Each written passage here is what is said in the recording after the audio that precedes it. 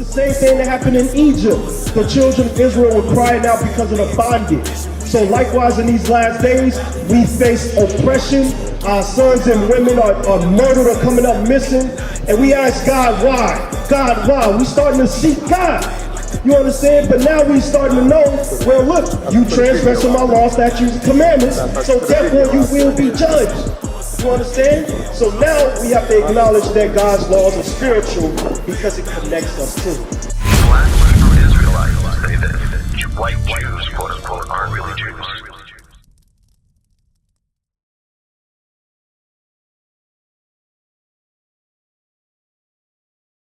Because these curses happen to us because, again, we transgress His laws. We hate each other, we murder, we steal, we lie, we commit adultery.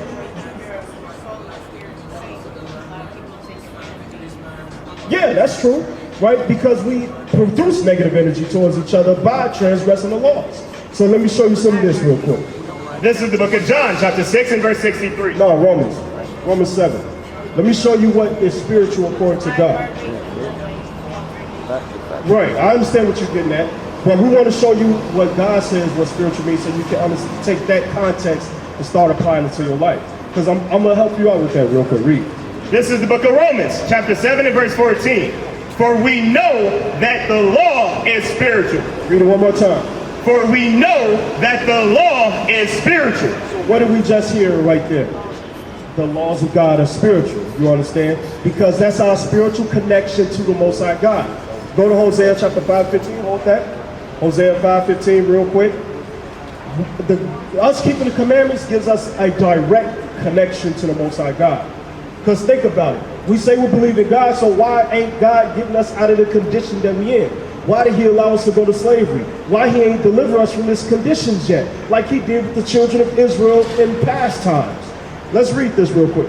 This is the book of Hosea, chapter 5 and verse 15. Bring it out. I will go and return to my place till they acknowledge their offense. So we offended God. How did we offend God?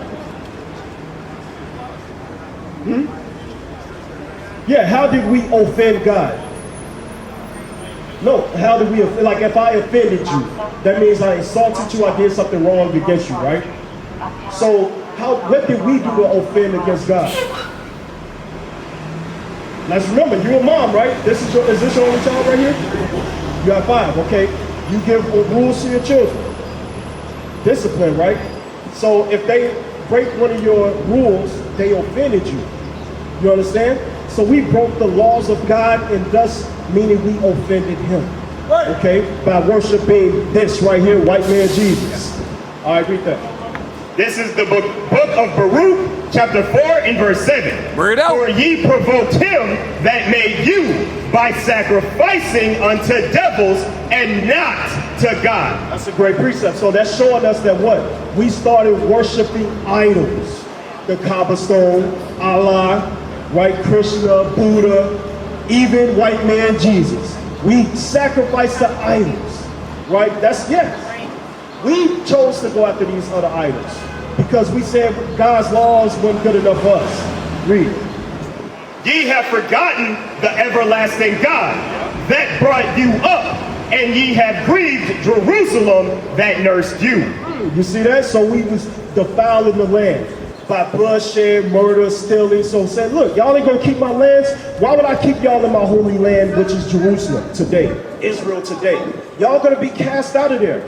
And I'm gonna have heathens, the so-called white man living in Israel, saying that they God's chosen people. Because y'all ain't living right, so I'm gonna have y'all serve the so-called white man. Y'all wanna be like him so much, so start living, have them rule over you, and they gonna rape, rob, and murder you, beat your back in, make you work on plantations and things like that.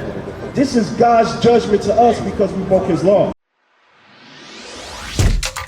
Shalom, Israel. This is Bishop Nathaniel. I want you to know that you can view all our Sabbath classes live on IUIC TV. That's right, I said on IUIC TV. Download the app today. Shalom. This is the book of Hosea, chapter 5 and verse 15. I will go and return to my place, till they acknowledge their offense. So God wants us to acknowledge that, number one, we are who? The children of Israel. And that what? We broke the commandments of God, which is why he allowed slavery to happen. You understand? It's his judgment towards us. You understand? Now read. Till they acknowledge their offense and seek my face. In their affliction, they will seek me early. God says when we began to be oppressed and afflicted by the other nations, we're going to start to ask God why. It's the same thing that happened in Egypt. The children of Israel were crying out because of the bondage. So likewise in these last days, we face oppression. Our sons and women are murdered or coming up missing. And we ask God why? God, why? We're starting to seek God. You understand? But now we starting to know, well, look, you transgressing my law, statutes, and commandments, so therefore you will be judged. You understand? So now we have to acknowledge that God's laws are spiritual because it connects us too. Go back to that Romans 7. Romans 7. Read it again. This is the book of Romans chapter 7 and verse 14. For we know that the law is spiritual. So what's spiritual, sis? What we just read. I want to make sure you walk away knowing this. Read it again. For we know that the law is spiritual. The law is spiritual, right? The spirit, God's spiritual laws, right, gave to the 12 tribes of Israel. The spiritual, as you keep it, you're going to be above all nations. You ain't got to worry about slavery. You ain't got to worry about losing your children. You ain't got to worry about the black man in jail. You ain't got to worry about any oppression. That's the blessings. That's the spiritual side of things. But the other side of the spiritual is slavery. You see, it's the connection there. The words of God is spiritual, sis. So now with the laws, we got to think, what are some of the laws that we should be keeping? Do you know what God's laws are? Read up. You do, but you forget. So let me show you one easy that you can keep. Let me give you this real quick, and we can deal with that, but I want to deal with the dress code first. Because you are a princess of the Most High God. So I'm going to show you the dress code that God gave for the men and women. Let's read that. This is the book of Deuteronomy, chapter 22, in verse 5. The woman shall not wear that which pertaineth unto a man, neither shall a man put on a woman's garment. So now this is a law talking about the dress code between man and woman, right? So what did you pick up about that verse before we go on? I want to see what you picked up from it. The dress code, what was it saying? Did you catch some of the words?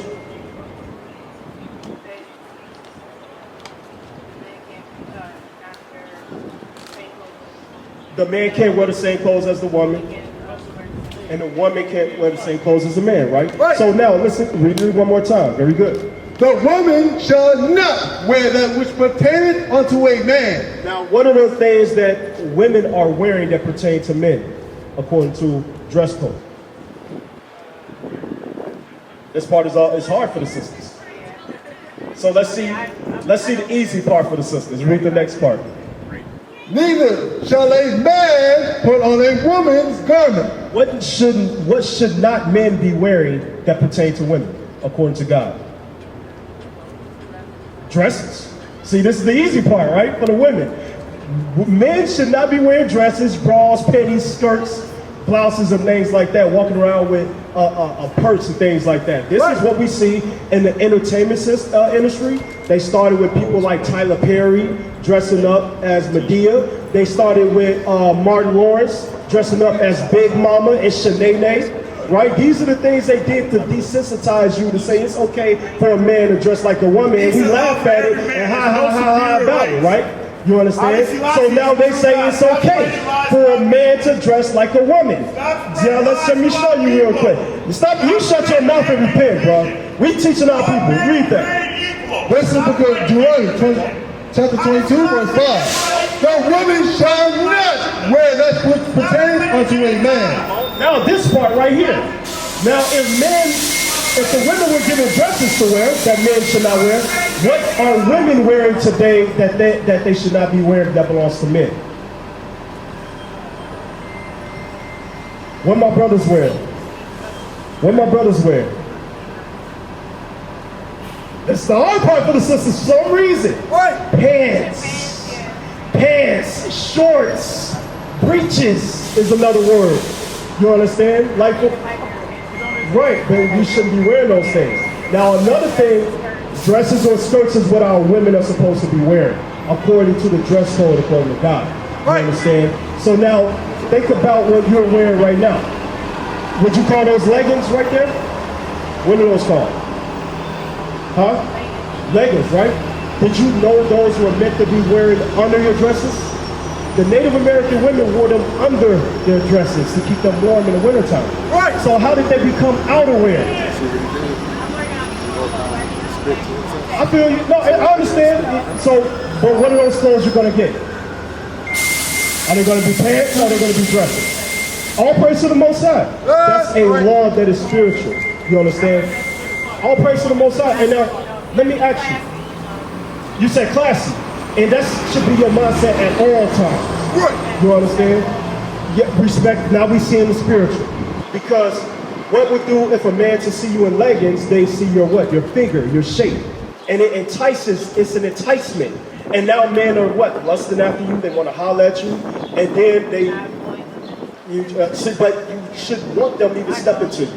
But when you're in the dress, the spiritual side is, that's a woman that commands respect. I can't talk to that sister no type of way. I got to step correct when I see your sister. What is a nation? Nation is family. Nation is community. Nation is men leading by example. Nation is women's support. Nation is children with role models. Nation is unity. Nation is you.